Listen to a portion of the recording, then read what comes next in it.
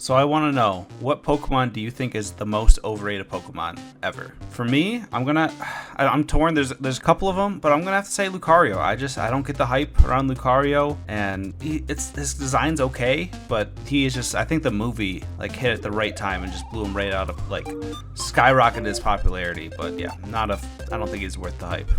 See, I never saw the movie, and I really like Lucario.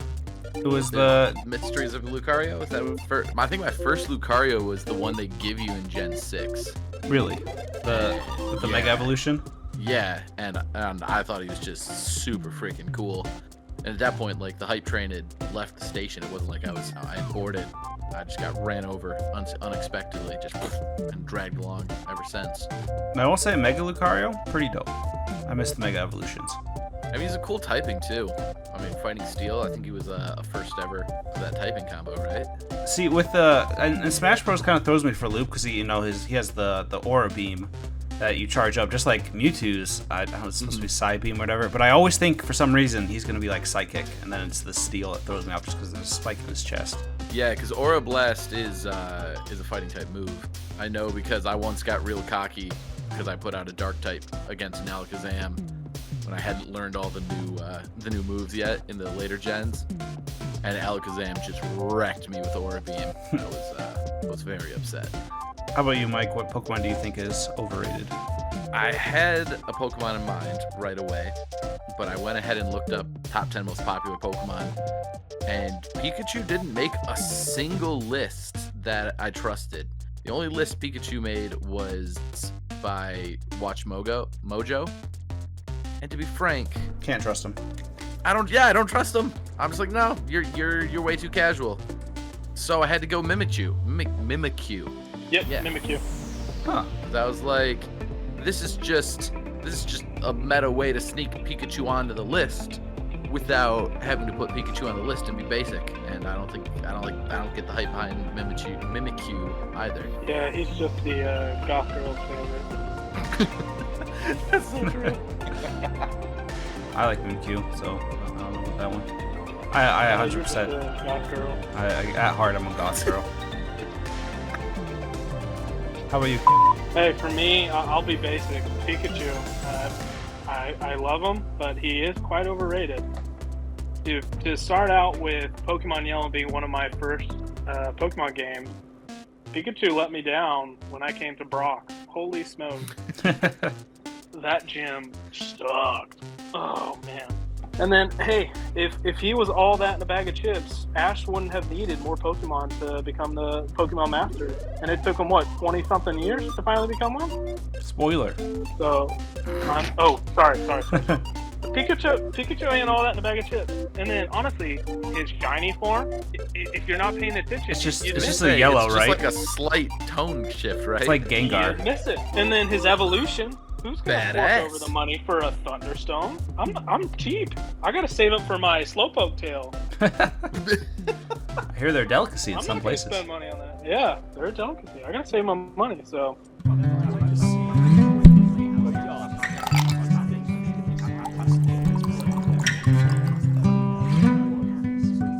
Well, welcome to this week's episode of the Top Podcast. As always, I'm one of your hosts, Rob, and joining with me is my friend Mike. Heyo! And Lou had to step away for just a brief little hiatus, so we're going to be getting some of our favorite toppers and friends of the podcast, and we're bringing back one that you know and love, Pokemon Trainer Cantwell. That's why we need the icebreaker, but say hello, Cantwell. Hello. And I do have some breaking news, Cantwell. Your crown of being the top topper has temporarily been usurped by Arn, who... Oh, no. I don't know why we gave him 25 points, because that was a lot of points for watching the movie and commenting. 15-paragraph review on what we become. Yeah. Oh, wow. You are currently 11 points behind him, so it's very much attainable to catch up with him. Okay. And then in third place... watch the movie and... Oh, gosh. Third place is Coop with 10 points. So, and Alec. They're tied. Well, this week, we're kind of doing something a little different. We're going to talk about a book that Mike really likes and brought to the podcast. It is The Last House on Needless Street. I guess we can start with a non-spoiler, just kind of our general thoughts on the book.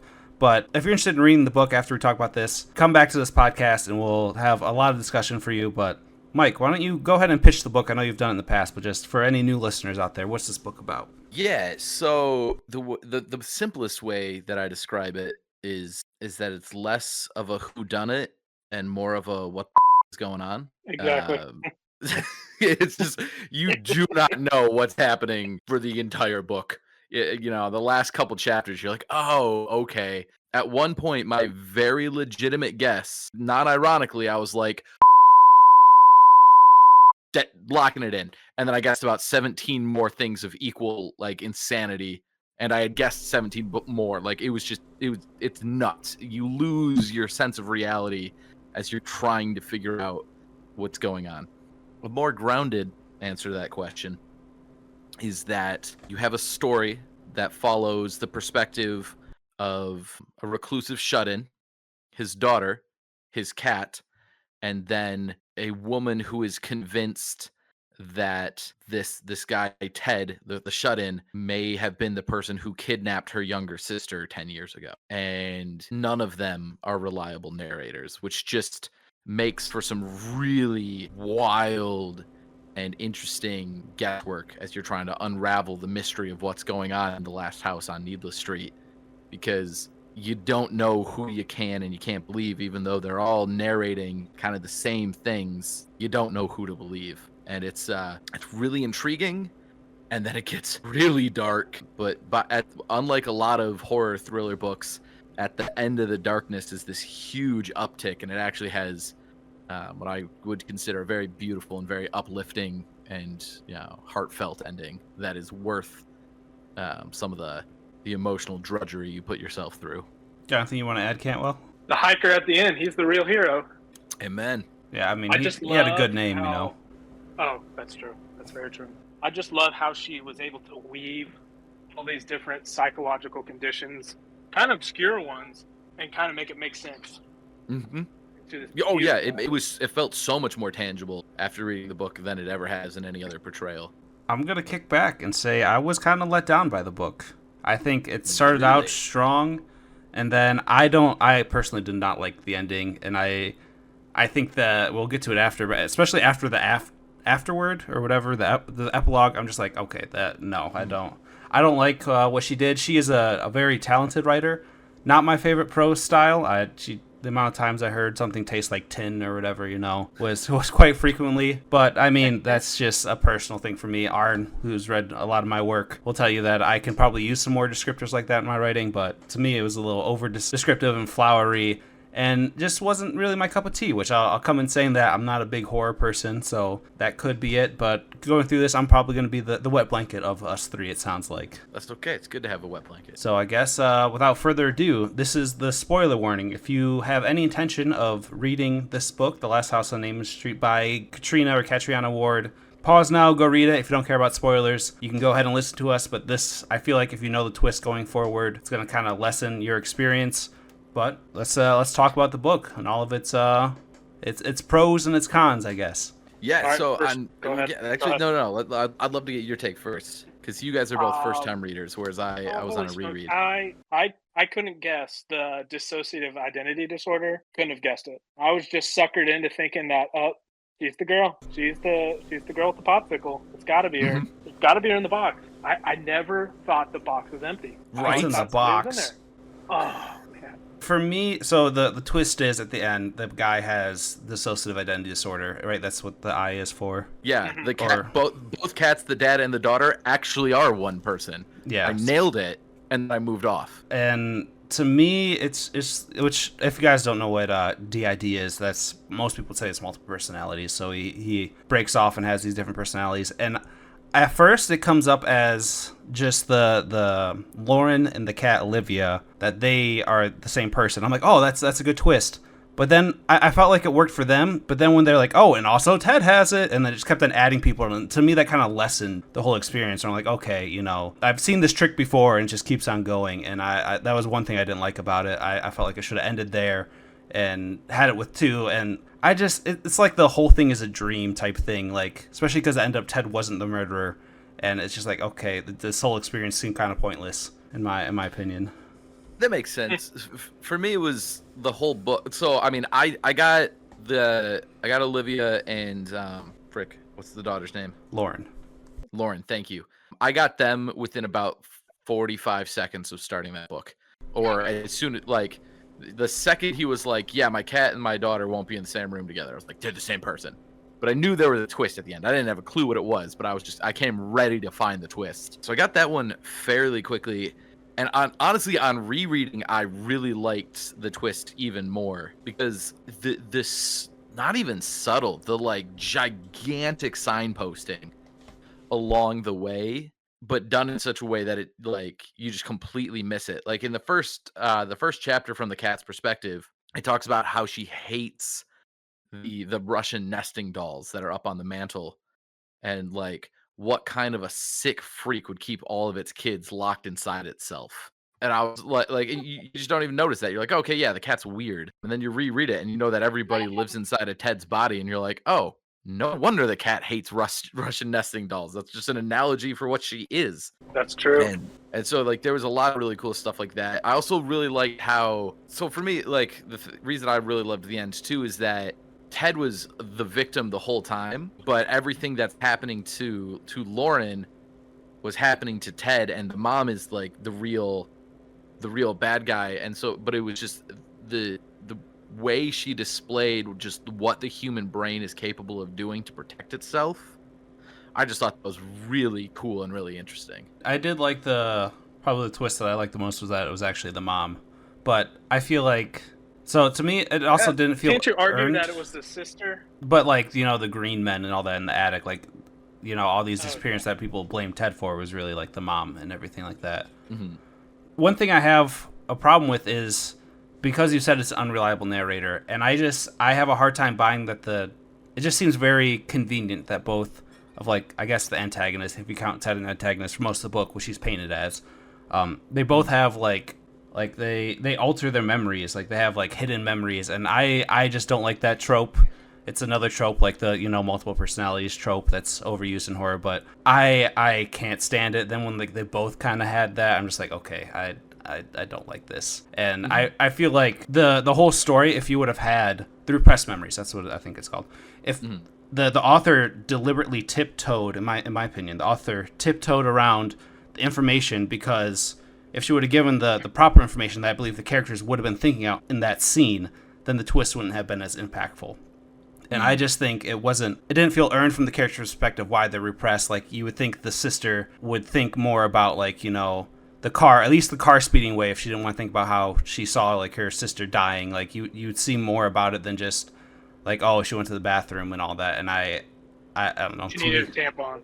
Yeah. To me, I felt like it was too, I don't know if contrived is the right word, but too, like, oh, of course, you know, they both have repressive memories. It's no problem at all. Barely an inconvenience. I think Ted's are very, like, Ted's repressed memories, I felt like that was handled really well, because it was like totally out in the open the whole time. Mm-hmm. You know, there was like no question to me that like what Ted remembers is not totally accurate, or at least we haven't gotten to everything yet, you know? Yeah. Why am I standing out in front of this house with no shoes on? Yeah, right? What are you doing? Why doesn't Ted feel pain? You know, there's so many things where you're just like, okay, Ted, you know, that's not even like a twist that he's got repressed memories. It is a little convenient that both the main characters, that D has it too. I did really like the way you see the repressed memory up front, and then when you learn that it was basically her fault, her sister died or almost died, and then you re-watch the memory happen and kind of watch her blend the actual event into the repressed memory. I thought that was really cool.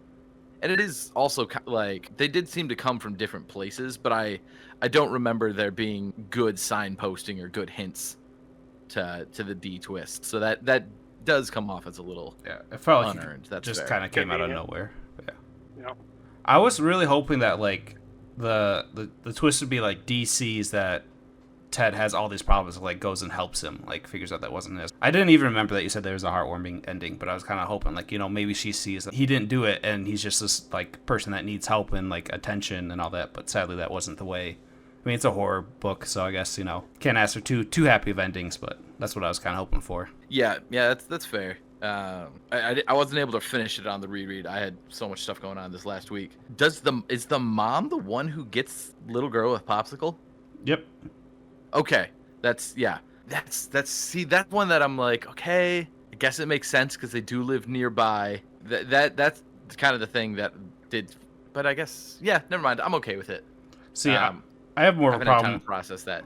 I have more not, like the mom. Yeah, they live nearby, and I don't think it was foreshadowed. Maybe it was, and I just missed it. That she was like abducting other boys and like surgically practicing on them or whatever. But that kind of came as a shock. Yeah, but I also thought it was very another contrivance or convenient that Ted's character just happens to take on the exact persona as this boy like 11 years ago or this girl Lulu called Lauren, and the exact same story, and that just seemed like it was a little too. It just happened to be that way.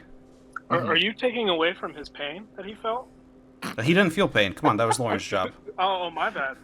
What about heart pain? I don't think they said anything about his heart problems. I would love to know what were each of your like most out there guesses throughout the process or throughout the read. I thought the shrink was fake. Okay. I didn't think the shrink was an actual person. Oh, you thought it was all in his head? Yeah, it turns out he actually is real. And he was just in it for the money. So I was kind of in talks with you two, and you guys were like, yeah, it seemed like it was like the ending's so crazy I don't even bother guessing, so I just like kind of shut off my brain to the guessing part, just tried the experience of the ride as recommended. But yeah, I was with Cam. I'm like, oh, maybe this therapist is like an undercover cop, because they mentioned how his like sketch, like he posts something on the internet and all that, and he's like asking Ted to expound on things. So I'm like, oh, it could be a bug man looking sus, The bug man. I did hear one interesting theory though, that Dee Dee was made up, was also a figment of his imagination. Interesting. That and how would would be you pretty write wild. How would you write off the scene where she goes to that crazy collector guy who gives her, what does he give her, the photos? Mm-hmm. How would you write off that if Dee didn't exist? It'd be, I guess, just a made up memory, because I mean Ted's been he makes up stuff. That was just something I saw online when I was looking at what other people thought of the book. It's not one of my theories. Yeah, one of the things that really got me was I did not realize how important color was the first time. On reread, it's like orange is like always good, and then blue is like bad, and and like I didn't even pick up. I picked up on it. I was like, why is the rug sometimes blue and sometimes orange? I don't get it, but I just assumed it was like he's kind of crazy and doesn't always remember things the same way. But the fact that when the orange rug is actually the Weekend place, and it's not even the same house, I thought that was brilliant. Again, reading online, because I binged this from when we started talking about Tuesday or Wednesday last week, right? Mm-hmm. We came up with this idea, and then I finished it yesterday. Just a crazy week for me. So, yeah. I listen on 1 point. If you are going to listen to this book on audio, Mike came with 1.25 speed, perfect speed. It's just like a normal narrator. I couldn't imagine listening to so slow, but so 1.25 really bumps him up. But I do think the narrator does a good voice, especially on a little fast thing, like a faster speed. There's the first time he did a female voice, like, is there a second narrator to this book? It's incredible how high you can go. What are we talking about? Oh, the house. So I heard another theory, and I'm going to talk theories. Like I can see why people like it. It just wasn't for me. But the house is actually like the good house. The Weekend house is his like happy place. So it's all in the same house, but he visually sees like when he's in a good mood, he sees it as the orange carpet and things are repaired. That's one thing I also didn't notice the colors at first, and I find when I'm driving listening to audiobooks, I sometimes miss the finer details. But also like the music box being destroyed and then was repaired, the Russian doll is being destroyed and repaired. So it's like he's visually seeing it in a better light. Is what a lot of people think. I don't know if it's a physical location or not. No, I don't think it is. Like it's like it's just a different place in his head that he goes to, but it is the same location that just like changes around him, I think. Or it's not a physical location, but it's a place he goes in his head that's just the better version of where he already is, which might be the same thing. I don't know. But yeah, I noticed that on reread. I caught that. I was like, oh, hey, after he pawns the silver frame, later the frame is still up on the wall, and there's another point where the ballerina is standing up on top of the music box again, which I thought was another odd connection, which maybe supports the theory that Dee is also part of his his delusion is that Dee wanted to be a ballerina. Never thought of that. And the music box had a ballerina on it. Interesting. Yeah, I thought of that. Was his mother Russian? Did they say I that? thought it was like France. That's what I was getting. France. Oh, okay. Yeah, I think French feels right.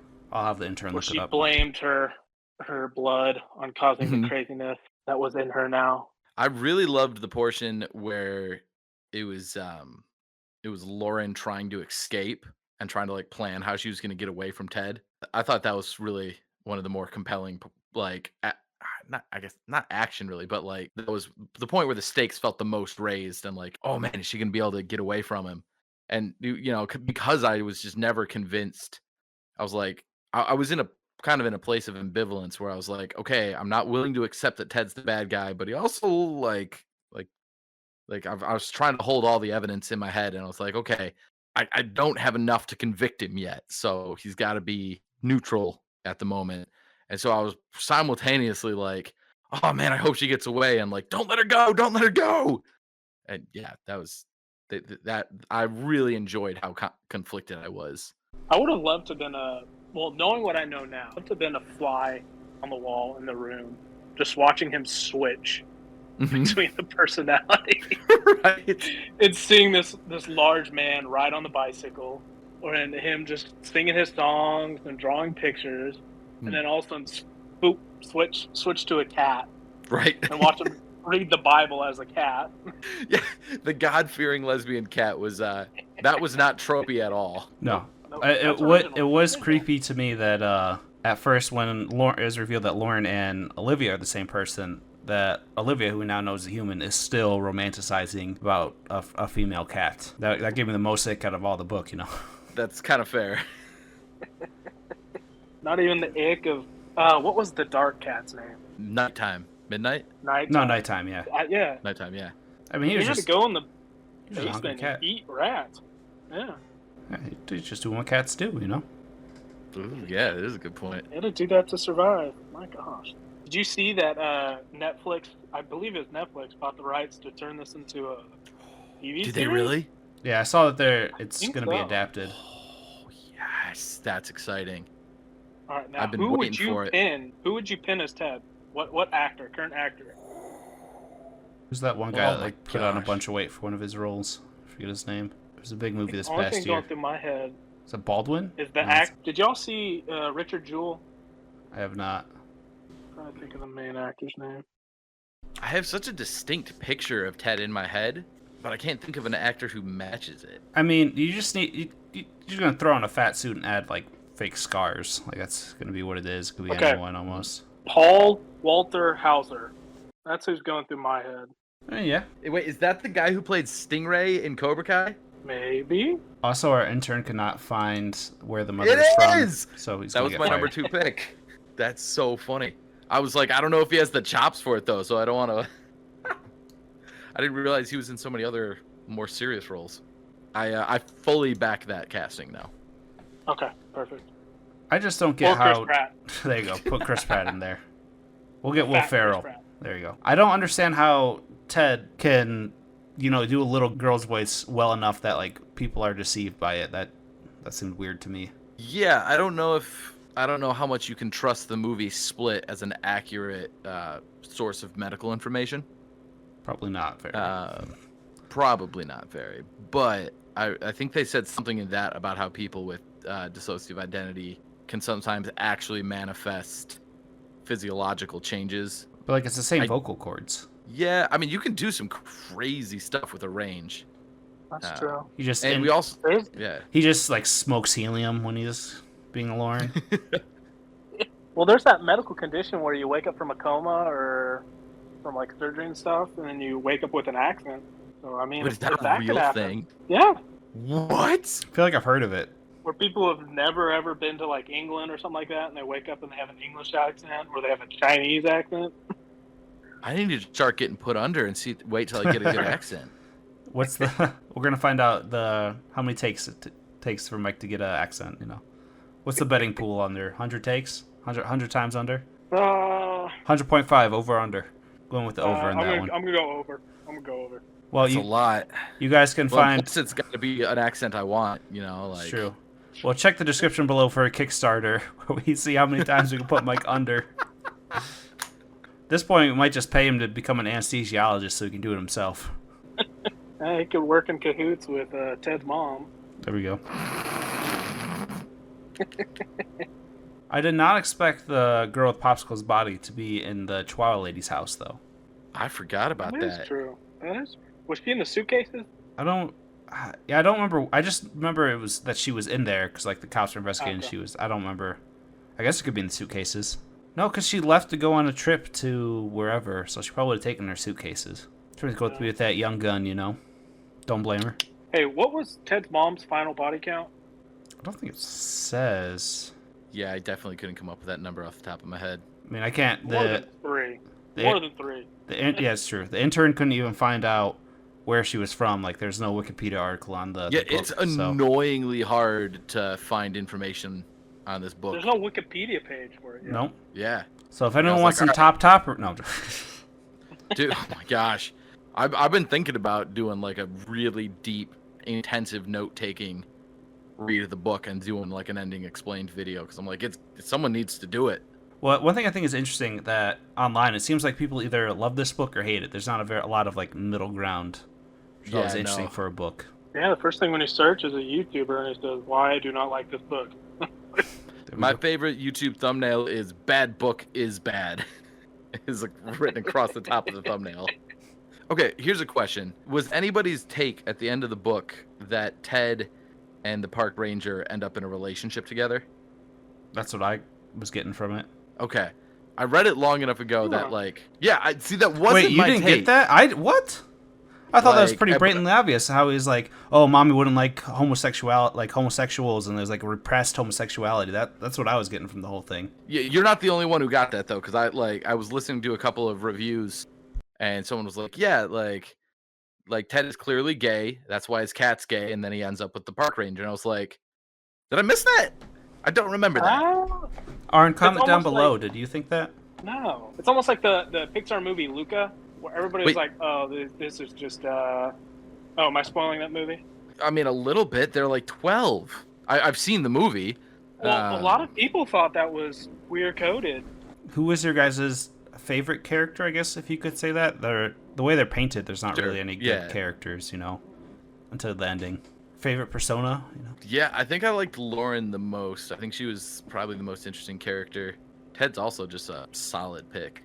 I'm gonna go. What's the cat's name? Olivia? I'm so tired Olivia? right now. Olivia. I'm a closet Warriors book fan, so any books written in the Dude, the perspective of a Warriors, shout out. Let's go. cat. Olivia, I read the first 6 books as God-fearing sixth lesbian. grade. I don't know how There we go. to make it make sense, but all right.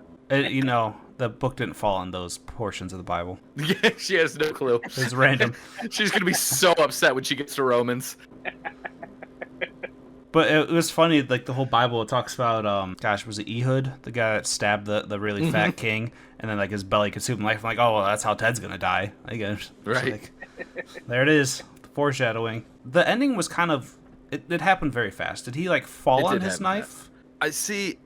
That was my impression the first time. Because the doctor's like, don't go around, falling on your knife anymore. And, it's probably just how he Yeah. explained it. It's like, I Yeah, slipped in the toilet, and I don't know how that ended up there, but, Yeah, exactly. I think that they were able to take over and stab him. Interesting. And then because Dee saw there was like a sack on Ted's back and thought she saw the sack moving. What was that too? I think that'd have been the snake that bit her, right? Was the snake in the sack? I don't. Well, she was hallucinating at that point, Oh, so she was probably already bitten.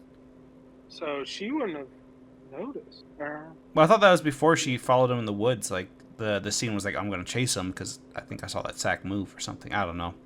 Oh. Like I said, the ending happened Yeah. really quick. Felt like. Yeah, I skipped to the end to try and get as much of the ending as I could, and I started right after that part. So like right as she was having her final like revisitation of the memory, and then Ted wakes up in the hospital. So I just missed that on reread. Do you think Dee got what she deserved? Man, I don't support the death So- penalty, so I'm gonna say no. It's a tough one. So, like, to take this in a totally different direction, but to try and answer your question nonetheless, people will ask. The question is: Jim from The Office a good guy or not? Like, is he, or like, it's like, are Jim and Pam bad people? And I have such a hard time answering it because I think that position that the characters are in is so just incredibly nuanced and human at its core. You know, that it's like, yeah, they did something wrong, but I'm able to comprehend it at such a deep level that it becomes really hard to judge them too harshly for it. Even though if you just break it down into the objective, like, hey, they did this, it's like, yeah, not good. And it kind of feels the same way, where it's like, man, you were a stupid hormonal kid, you made a terrible decision, and your sister died, and you were terrified, and you made another stupid decision, and then you clamped all that shit down and just let it build over time. And it's like, yeah, sure, what you did was horrible, but the reaction and the writing of it is so in tune with humanity that it's like, I have such a hard time being too harsh because I'm able to understand and empathize with the character so well that it's like, did you get what you deserve? Well, do we all get what we deserve? Nope. Yeah. Should we be We're rooting for people sinners to get saved what by we grace. deserve? Yeah, you know, it's a tough one. I think if you're gonna go with, like, if you're gonna remove grace from the equation, I think there's a case to be made that your choices cost somebody their life, and then that same choice ended up costing you your life on an eye for an eye level, maybe. But I don't think any of us want that either. Do you think she got what she deserved, Camo? Well, Mike phrased it well. What would you have done in this situation? You're a hormonal teenager. You're sick and tired of your younger sibling. Well, you didn't have a younger sibling. I'd just be happy to have a younger sibling, you know? Yeah. And parents? True. 2 parents? Sign me up. Love you, Mom. But yeah, so it's like, and here's the moment when I don't think I would have repressed it so much where I created a false memory and I started believing in that false memory. I feel like at some point it would have come out and I would have asked for forgiveness. But then she got hit with her mom leaving and then her dad dying. It's like, well, who can she ask for forgiveness from? But at that point, I feel like the memory would no longer be there, like, need to be repressed because she doesn't have to hide it from anyone. She's hiding it from herself, though. I think at first you're hiding it from your parents, but then it's like you have to sort of repress that to be able to keep going without admitting it. Mm-hmm. You know, there's definitely stuff I did as a kid where I was like, "Ooh, not going to tell anybody about that." And then there came a point where, like, I was like, "Man, I am legitimately lying to myself about this." Like, it's so natural to, like, keep this secret at this point that it's like, even when I'm thinking about it, I'm like, "Wait a minute, that's not actually how that happened." Until you, like, finally tell. So, and I haven't caused any of my younger siblings to die. You know, like, so far. Not yet. Knock on wood, Rob. You know, so, like, I can see it. Yeah. Hey, I've kept alive for 13 years. Didn't tell my parents until my senior year of high school. Have I told you this story, Rob?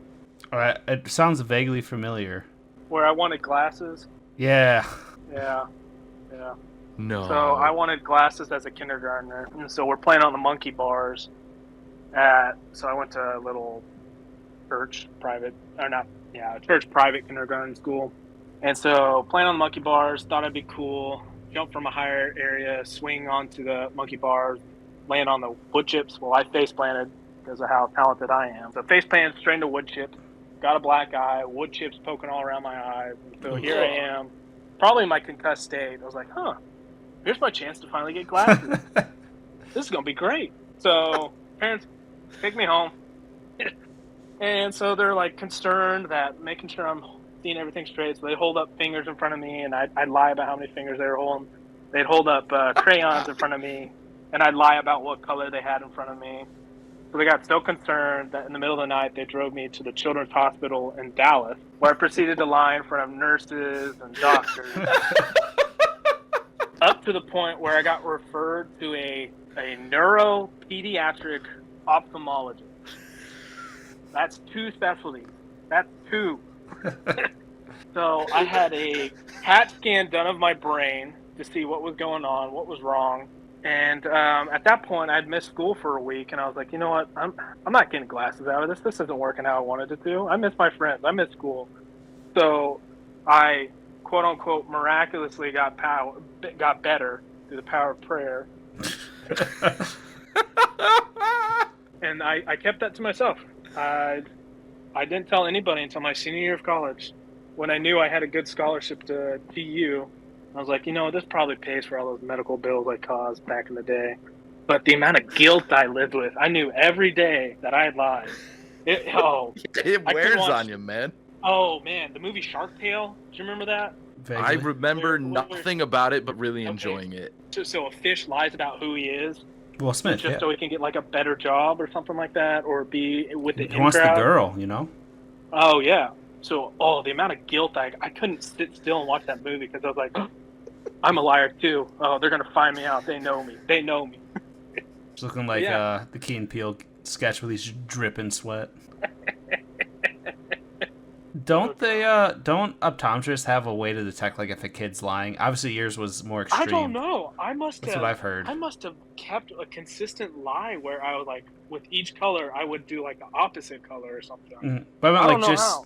Just in general, I thought like not someone that goes to that extent, but like someone's like pretending to see blurry things and they have a way of like they say they change the lenses, but really they don't. Oh yes, yeah. So I currently work for an ophthalmologist, and he says he has a way that he can tell if kids are lying pretty quickly. And he says out of all the years he's been practicing, which is I think almost 20 years, he's only had one kid where he couldn't honestly tell if he was lying or not. Yeah. I lied to get glasses too. Because I thought they'd be cool.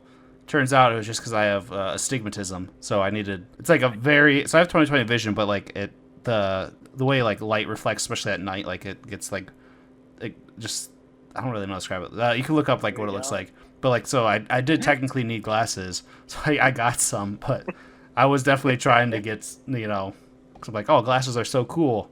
So I was trying to make up what I saw. So funny. Meanwhile, I'm swearing up and down to my parents that my glasses do nothing at all, and they refuse to believe me for the better portion of all of middle school. But yeah, so honestly, with that lie, I didn't find a way to repress it and forget about it. It just ate at me. Yeah, I do feel like it is to an extreme, and if it wasn't like the second person with repressed memories, I probably could have let it slide, but like I said, it just felt like it was, this person also is an unreliable narrator, and just seemed, there's another of, we've seen this trick. And it's just, they're very classic tropes, so maybe I'm also tired of that, but, That's fair. I do think that the style of repressed memory is different, where, like, one of them is, like, this is guilt, and the other is, like, this part of my personality wasn't there for it anymore. Mm-hmm. So there's like on that level I find it easier to forgive, especially because I get intimately what like the way Dee tricked herself and repressed her memory. Like I've always been pretty self-aware, so there was like it got to the point where I was like, okay, this is starting to become a little psychotic. I need to stop and then keep going. And again, not as big of a thing, but yeah, so they are different, and so that made it go. But it is definitely a convenience for sure. Yeah. What was your first experience with like media with an unreliable narrator? This is probably even more spoilers. Where it just like blew your mind. It's like, oh, I didn't know you could do that. I mean, Sixth Sense. When Bruce Willis was dead at the end of Sixth Sense,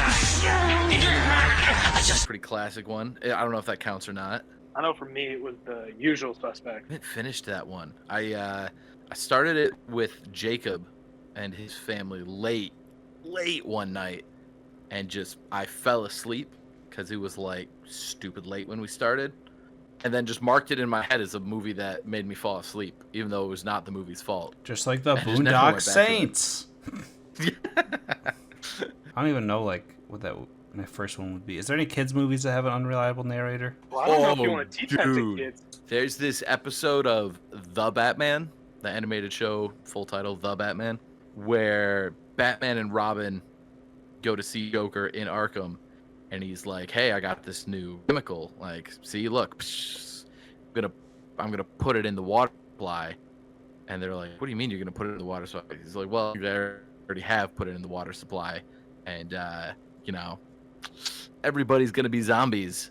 Something happens and Batman and Robin get knocked out, and everyone is turned into a zombie. And so they have to work out a plan. Like, okay, if we put these, we got like we can go back to Arkham and we can get that little thing he showed us with the chemical, and we can work out a cure. We can plant them in these major hubs around Gotham, and then if we like ignite these 4 bombs, essentially giant gas bombs, then we'll cure everybody all at once. And like they're getting close, and then zombie Batgirl comes out of nowhere and tackles Robin and like bites him, and he becomes a zombie, and it's just Batman. And right before he makes it to the end, he puts together that the gas that the Joker showed him actually turned just the 3 of them into zombies, and that everybody they're seeing as zombies are actually normal people, and that Batman is the only remaining zombie, and all he has to do is let himself get caught by Batgirl and Robin, and then they'll cure him. That one blew my mind big time. Ooh. I need to watch that. It was really good. The show as a whole actually kind of holds up too, but that one episode was like game changing for me. I was like, you can do this in media? This is incredible. I guess for me, probably American Psycho. I don't like that. You were watching that as a kid? Not as a kid, but like that's, I just couldn't think of one, earlier than that. Rob, do you have business cards? I do for my job. Did that American Psycho scene go through your head when you first got business card? It did not, because they just said, "Here you go. We made these for you," and I said, "Thanks." No. I did not. I felt very proud of myself, and I was like, "Oh wow, bone white." So the last thing, I guess, since we're kind of on the topic of DID and unreliable narrators, one thing that really rubbed me wrong is that in the afterword, author was just like, "I don't like how media portrays mental illness. How like they're always the bad guy. So I wanted to do it like with pity in it." But I'm like, this whole book you've been painting for 90% that this guy that's mentally ill is in fact a danger and like the bad guy. So like you just did exactly what you said you didn't like, and you just perpetuated like the stereotype for most of it. And it just rubbed me the wrong way, the way she said that. It was not Strong disagree. Strong disagree. Why is that? So I think that one of the things the book does really well is kind of point out our own societal assumptions, right? So like the whole time that was in the back of my head where I was like, really seems like it's Ted, but if I actually look at what's laid out, do I still think it's Ted? And like it's just immediately you assume, oh, he's the guy who got little girl with popsicle, even though you're in his head and he's like, I didn't do it, and it's like it's such a natural thing. So I think she was playing with that, and then the idea was that at the end of the book, when you know the whole story, you're able to recontextualize everything and realize, oh, he's not actually the bad guy.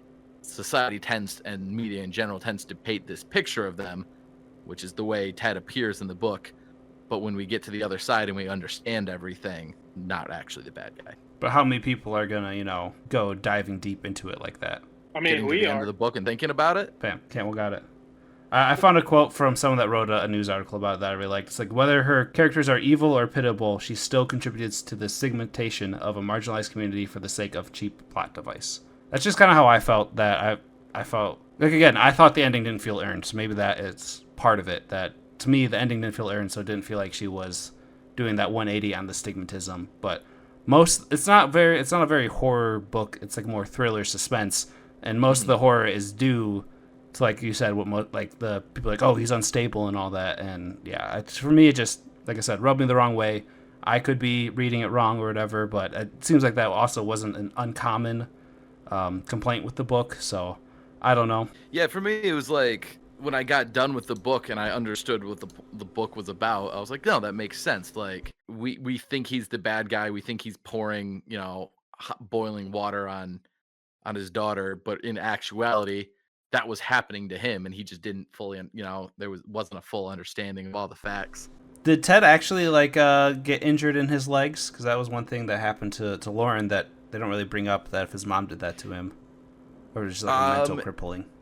In the explanation where Lauren and Ted are both like explaining to the orange juice haired guy what happened, she says, I don't really know why Ted made me this way, or why Ted's mind made me this way, but he feels like he has to carry me everywhere. My best interpretation of that is that because of Ted's guilt for what he was doing to her, he kind of created her as crippled, and then would carry her around.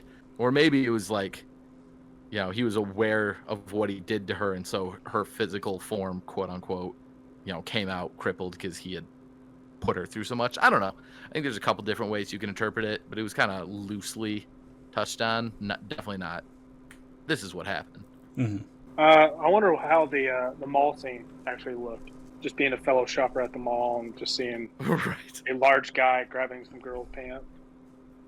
Be going and try it out. That's why people thought it was a joke. And to me, that was one of the dead giveaways that, you know, like, it's all in his mind. Is that it's like, obviously, if someone was with a little girl and they wrote something like that, someone would just be like, "Oh, is this a joke to you?"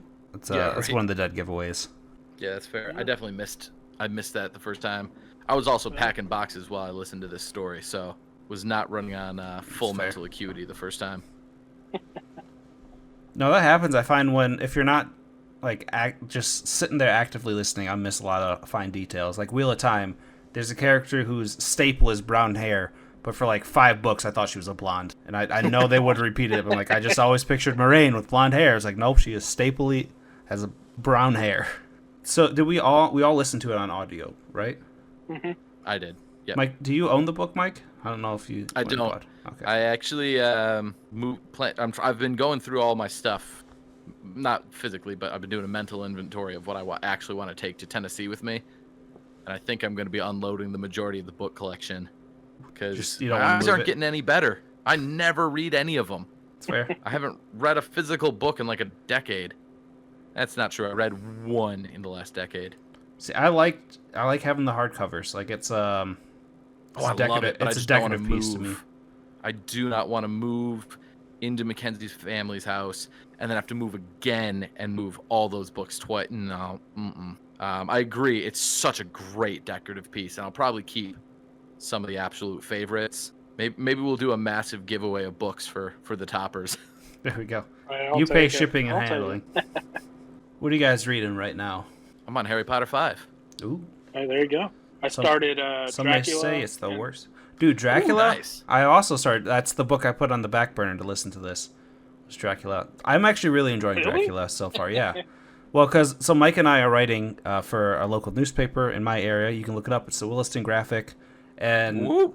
the idea I had, Mike's like, oh, it's like a blend of like It and Dracula. I'm like, well, I don't want to read It because that is a huge book, and I'm already working through the Stormlight Archives and the Cosmere, so I'm already swimming in huge books. So like, I'll read Dracula because I think it was the 13 hours for the Audible thing or something like that. It's not bad. Too bad.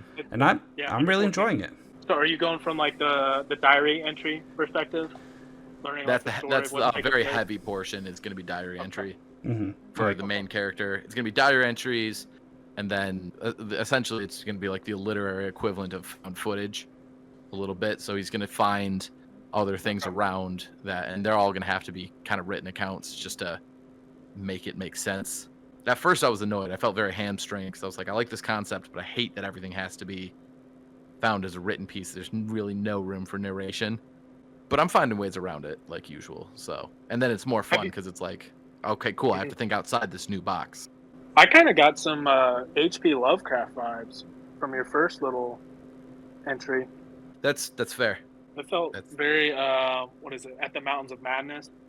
Bingo. I mean, that one was all Rob. All I did was edit on the first one. Okay. But I also kind of got that hint. And it's I think there's definitely going to be some, like, I don't know, Rob, have you ever read any Lovecraft? I tried reading The Mountains of Madness, but couldn't get through it. Oh, dude, it's a great fall asleep book. But it's like I've wanted to, but I just haven't. Yeah. I don't think there's going to be any direct Lovecraft influence, but I think there's going to be influence from things that have been influenced by Lovecraft. Okay. So in a way. So yeah, I think there's some indirect Lovecraftian influence. No one's gonna see the squids that are about to take over. You gotta, what is it? You got to reference the Necrocomicon, right? The Necronomicon. I can't even say it. The right. Necrocomicon is a very different event. Okay, my bad. We have a con idea in case you know. Mm-hmm.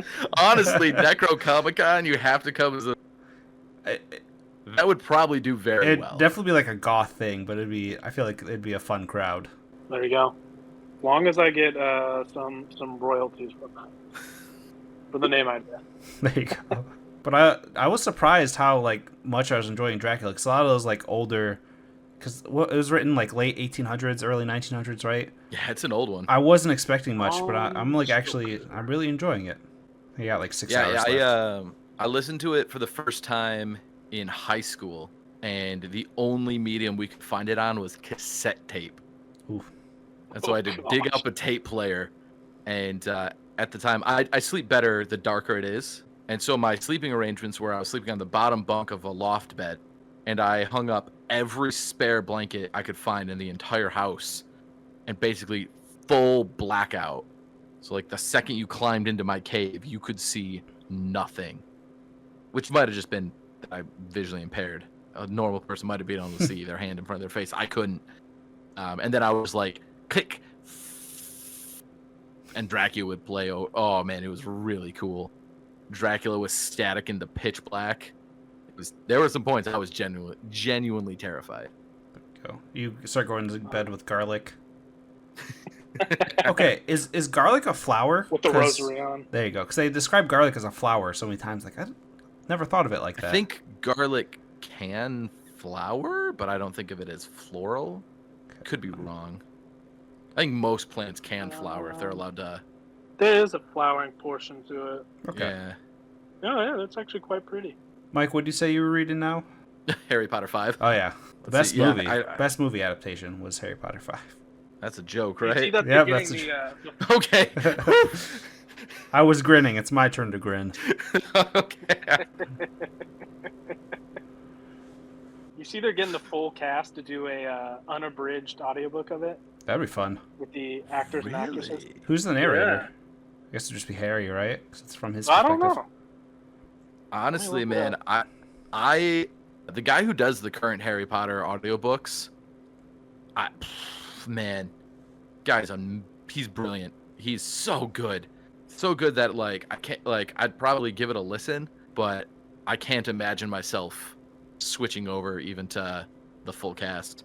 I did talk a little Harry Potter on the last Bako Craft episode, and there's been some good conversation in the comments. I've been enjoying it, so I might do a little bit more small theory talk.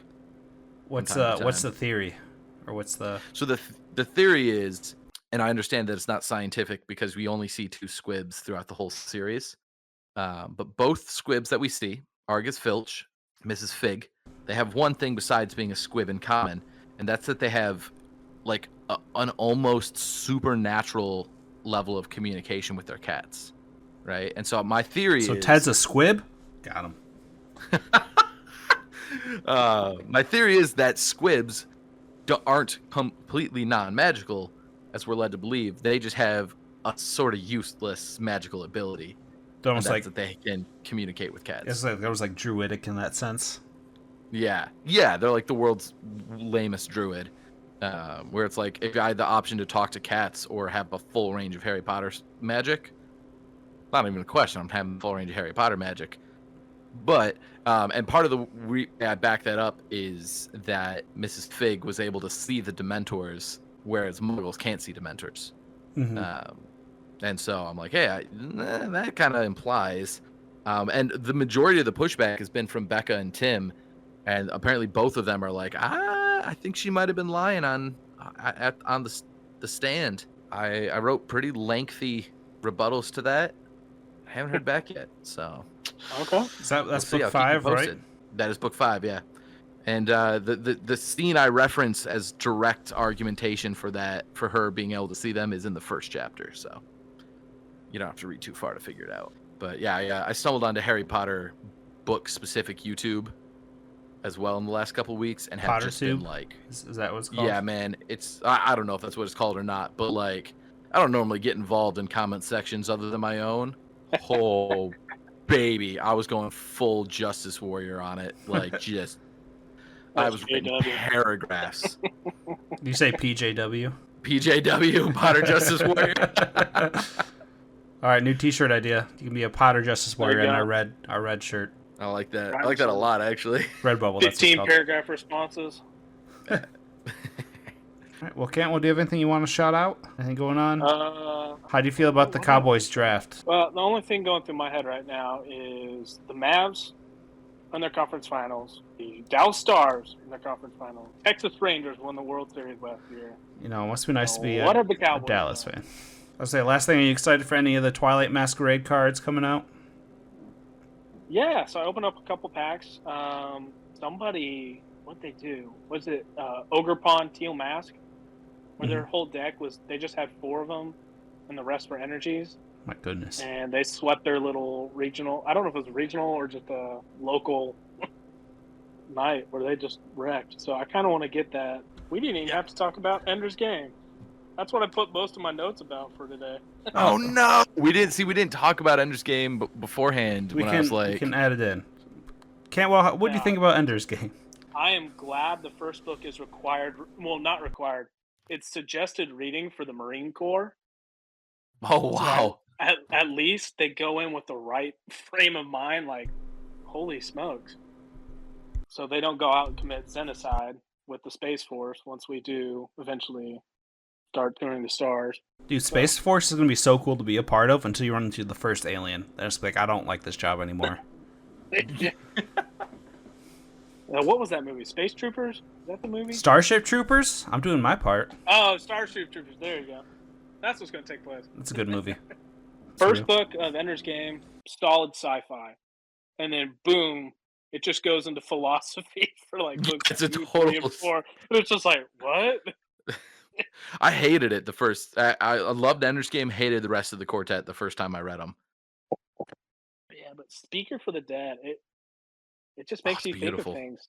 It So does. I kind of was like, what was going on in society back then? Like, were there issues with immigration, or were there issues with like, are we not seeing people as people as well, or are we just You mean back? Are you talking just about back out of then line. or now? back then and now? There's great parallels that you can draw from those books. Yeah, But those then ones I are kinda- fantastic. Yeah, books 3 and 4 is like, it's kind of getting some like Mormon influence. I'm feeling it a whole lot. Oh yeah, more. well I mean he's a Because- BYU grad. He's Mormon all the way. He did his mission in Brazil, so that's why you get like the Pequeninos, Okay. all the Brazilian culture, and how he's able to. In the audiobook, they did the Brazilian little scenes. They did those perfectly, where they start spouting. But yeah, like the Ayuas, I was like, that's definitely like something Mormon-esque. Honestly, I know go ahead. it was just like that was the first like explanation for reality outside of God, where I was like, I don't see evidence for it, but it at least seems to hold up as at least internally consistent based on what I read in the book. But So somebody, I don't know who it was, but some Mormons referenced the movie Soul. I don't know if you've seen that Pixar movie yet. I have Or are you still not. behind? Okay. So Or had, it's pretty depending on much how you all look these at it. souls like waiting to get called down to then go out and be in that being, be the consciousness of that being. So it's like, it's almost like the it's like IU. the same thing. Yeah. Same thing as the IUs, where they go out and they're just trying to get caught in the web by the High Queen, or they're going to go fill in this person. It's like, this is clearly just some Mormon beliefs, but it makes for great sci-fi. Yeah, it does. Biggest thing I feel the most sorry for is Xing Zhao, where she just kept tracing the wood grain lines, even though she refused to believe that the gods aren't real.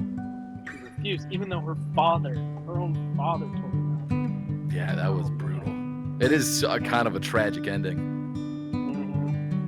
Well, thank you guys for listening to this week's episode of The Top Podcast. If you enjoy it, please give us a like, comment, and subscribe. If you're on YouTube, if you're listening on Apple Podcasts or Spotify, please give us a 5-star review, leave a comment. Also, feel free to join the Discord. You can catch us all there. Ask us any questions. Tell me why I'm wrong about Last Street. Or if you're in the minority that thinks like me, tell me I'm right and tell these guys that they're wrong. You know, it'd feel good to be on someone supporting me for once in my life. That isn't my wife, but, you know, hey.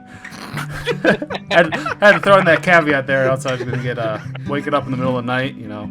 Get thrown in an ice chest, you know. Yeah, thanks for listening. I think next week we're doing a sports topic. That's still up in the air, but Catch you guys next time. Fare thee well. Laters.